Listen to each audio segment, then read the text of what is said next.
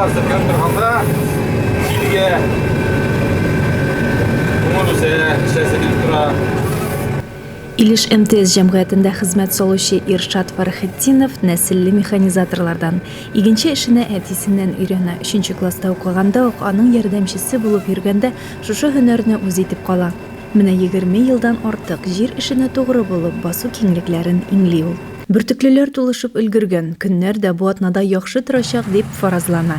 Димәк, кырларда тир түгүче игенчеләр эше өчен шартлар бар. Шиксез басуларга гашык күзләре белән карап, иртә таңнан төнгә кадәр хезмәт дәрте белән янып яши алар шушы мизгелдә. Субханалла. Уллык бар. Үстимәсен. Күн мотор. Басулар чиста. Бүгенге көндә Илеш МТС хуҗалыгының 4 комбайны да турыдан-туры бодайны суктыруга керешкән. 358 гектарны биләгән басуны 2-3 көндә бетерергә ниятлиләр. Быелгы уңышка зарланырлык түгел, бигрәк тә арпаның төшеме сөендерде, дип белдерә Марина авылы егете Андрей Умырьянов.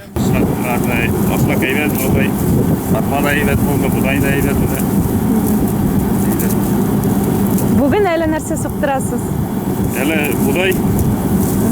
Будай сорамыз. Көненә күпме эшләйсез инде? Көненә бер 15 меңгә сорайга. 600 сетер, 500 сетер эшләйбез солай. Арпада күбрәк эшләдек, арпада анда 20 меңгә эшләдек. Тулы бункер сигналы булуын көтеп кенә торган өлгер водительләр Рузиль Шафиков, Фәнур Хайретдинов, Анатолий Васильев, Фәнил Мөхәммәддинов ашлыкны ындыр табагына озата. Шул ук вакытта 104 гектарлы карабодай басуында Макдон чапкычы җилдереп тезмәләр салып йөри. Аның белән зур тәҗрибә иясе Расил Гарифуллин идарә итә. Быел МТСлыларга барлыгы 2400дән артык гектарда бөртеклеләр уңышын җыеп аласы бар. Мәйданнарның күп өлешен һәр елдагыча рапс биләп тора. Ул 1474 гектарда чәчелгән. 836 гектарны биләгән арпа культурасын 33 центнер уңдырышлылык белән җыеп алганнар. Безнең төп бурыч игенне вакытында югалтуларсыз җыеп алу, ди Илеш МТС егетләре. Моның өчен барлык шартлар да бар. Иң мөһиме кәефләр яхшы, өметләр якты.